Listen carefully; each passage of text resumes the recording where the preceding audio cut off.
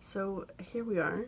I know I've been really slacking on finishing these videos. I've had a lot going on between like moving my grandmother and work and my own like mental health care. So I think with that, I'm just gonna call this day 30 and not be done with this because I don't want to make it sound like I didn't enjoy doing this or I don't want to continue doing this. I just think it's time to reformat because when I started this, I was really in need of reflecting every day, and now I'm not. And to touch on that a little bit, I think it's because I am blessed enough to have had firsthand experiences with plant medicines. Um, and whenever I reach a point where I feel like I might need a reset, I go out of my way to make that happen. And I had a very recent experience, which I documented a little bit in and around the ceremony, right? And that allowed me to reset and wake up the following days and not really feel so depressed anymore. And that was an amazing experience, and the first time I ever had to really experience that, beyond being in Peru and doing some really intense work with plant medicines. So that was really cool. Um, I wanted to touch on something that I've been thinking a lot about lately. Um, I had a recent falling out with a friend.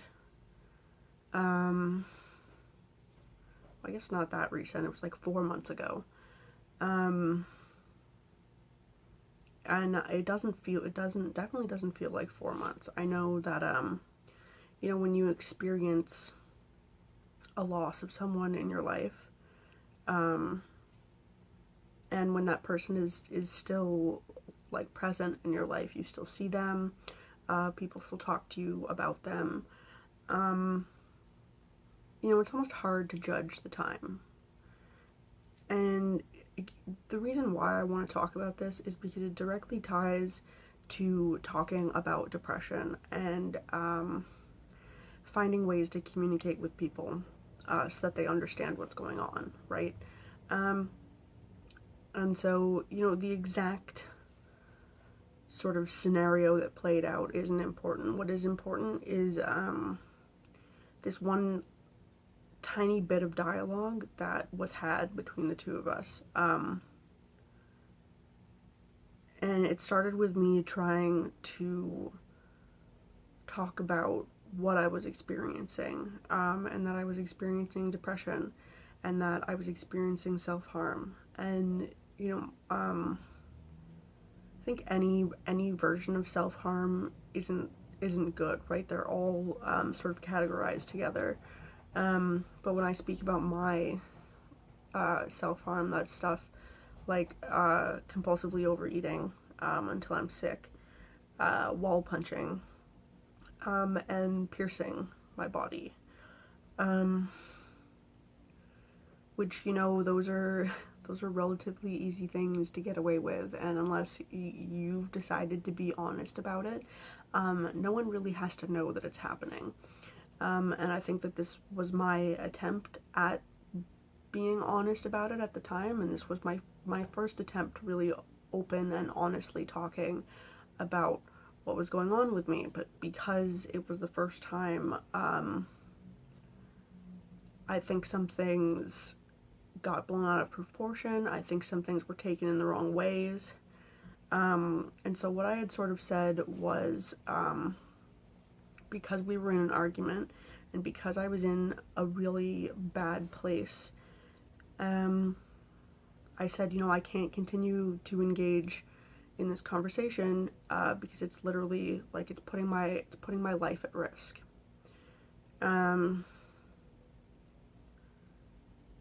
And I still don't feel like those were poorly chosen words.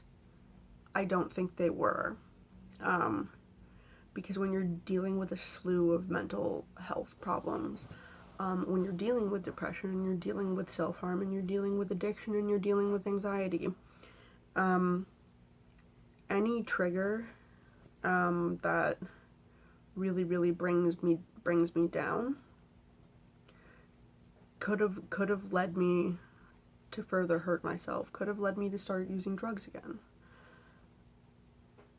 And in that instance, like, yes, the conversation we were having was putting my life at risk.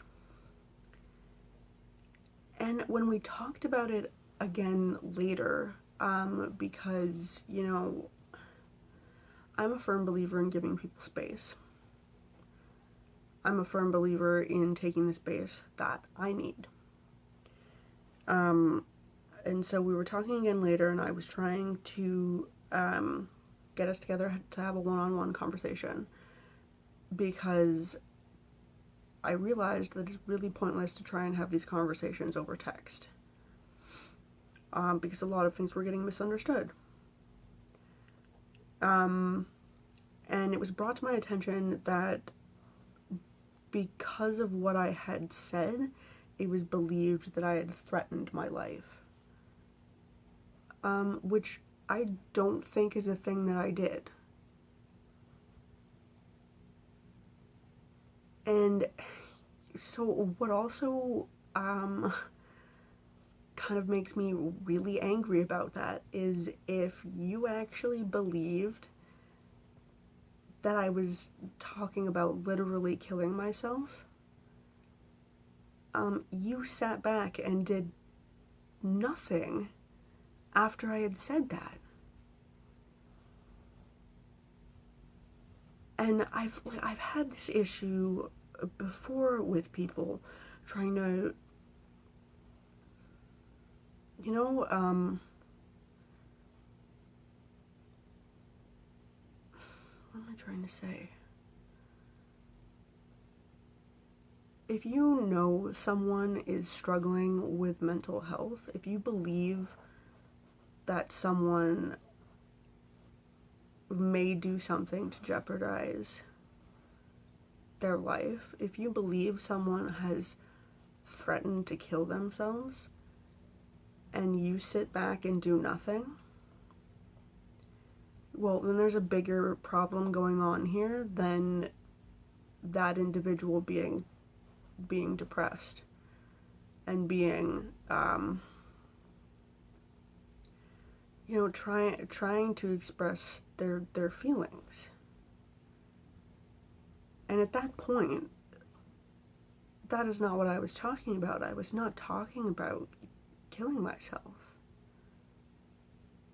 I was talking about the self-destructive behaviors that could lead to the ending of my life. And in that respect, we're talking directly about addiction. Is that instead of engaging in, you know, like cutting behaviors and stuff like that, I learned that it was a really easy out for my depression to kill myself with drugs and alcohol.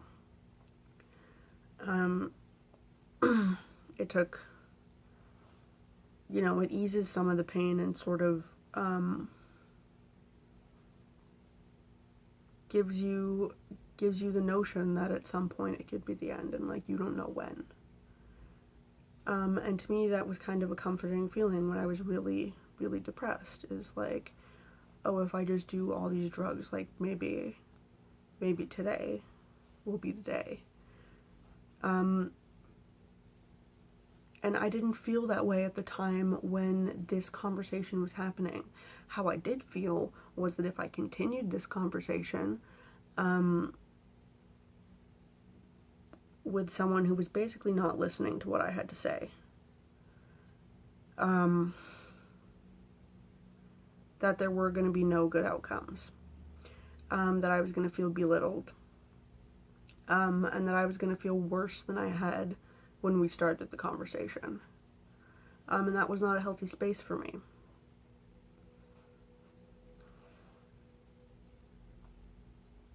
And in hindsight, I think that's why this project started. Because it's so important for people to understand how to talk to people who are struggling. It is so important that we learn proper like phrasage and how to help each other. And I don't just mean as like people who don't experience depression and like people who do. Okay, like, wait. Yeah, okay, so I don't just mean people who don't experience depression learning how to talk to someone who does experience depression. I mean two-way street. So, like, I should be learning how to talk to people who don't experience depression about depression so that they understand what's going on and that they don't call, like, 911 when I say something that doesn't mean what they think I meant, right? And that people who don't experience depression should be learning to talk to people who do experience depression or any other mental health issue, right? So that we don't feel belittled, we don't feel looked down on, we don't feel judged. And most importantly, that you as the party who doesn't actually experience and possibly doesn't really understand, right? Doesn't make us feel worse after the conversation is over. And I think this is really, really important, and I think that's what, you know, some of my work going forward is going to be.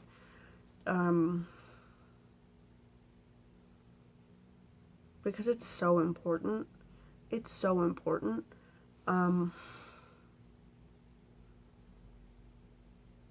know, we've seen a lot of celebrities die recently from depression. And I remember watching the video of, like, Chester from Linkin Park, and this video his family had posted, of, like, this is how he was the morning of, or something to that effect. Like, having a great, what looked like having a great time. Smiling, laughing.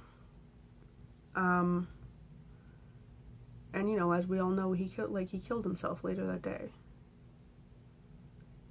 So, like, you could have people in your immediate family that you don't even know have depression.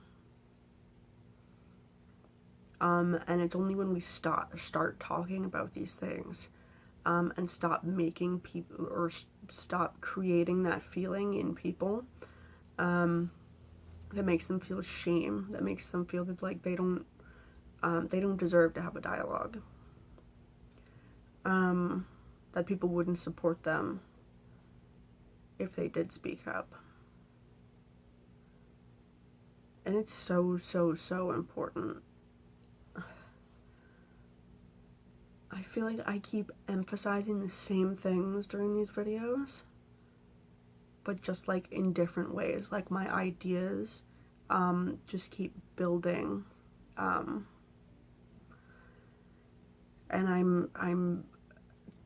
I'm extremely passionate about this because it's something that directly affects me. It affects me, it affects my life. Like, I have friends who are depressed, and, like, I check in on them every once in a while, and I'm like, oh, hey, like, how are you doing? Like, how's everything going? And, you know, I'll get something back, like, still depressed, or whatever, right? And I know how they feel, and the fact that they can be honest and say that that's how they're feeling, is amazing. And then it's important to just keep reiterating that, like, I am here for you. Either I do or I don't really understand. and then say, so I think it's important to note when talking to people is like, so when I talk to another individual who's speaking to me about their depression, I say, I understand how you feel. I also experience depression. And like, that's an important part to say, right? Is I also experience depression. I know how you feel. Versus, I think when people who don't experience depression speak, they should say just the opposite, right? Which is that I don't know how you feel because I don't experience depression, but, and this is across the board, but I want you to know that I'm here for you. And if you need to talk, you can call me at any time.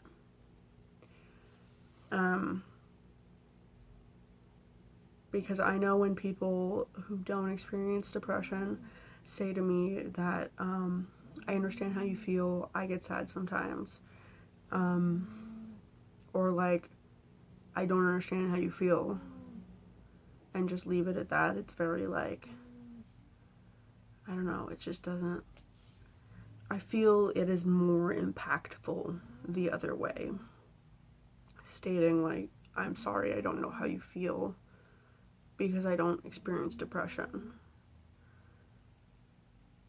I know exactly how you feel. I also have depression. And I think like, it's something we're just starting to do, right? So obviously, they'll be learning and growing as we learn to communicate with each other about this stuff. And that'll be really powerful. It'll be really nice to see that development. And I'm very excited about it. I'm very hopeful for the future, for people who suffer from mental health issues. And I'm very much looking forward to starting a new project, hopefully in a couple months. In the meantime, I'm thinking about doing just like a weekly upload, probably on Mondays, because that's the day I take off work. That's my mental health day. I have a mental health day every week because I feel that it's really important. So then I can get all my doctor's appointments and stuff like that. I see my therapist on Mondays. Like, it's just all good that way. I understand that I have different needs than other people. Like, I need one day off every week where I understand that that's my day off, and there's no expectation of me that day. You know, I could keep talking forever and ever and ever, but I feel like I've gotten out what I needed to say. And here's hoping that the future is as bright as I suspect it will be for people who suffer from mental health issues. Alright, everybody, have a great day.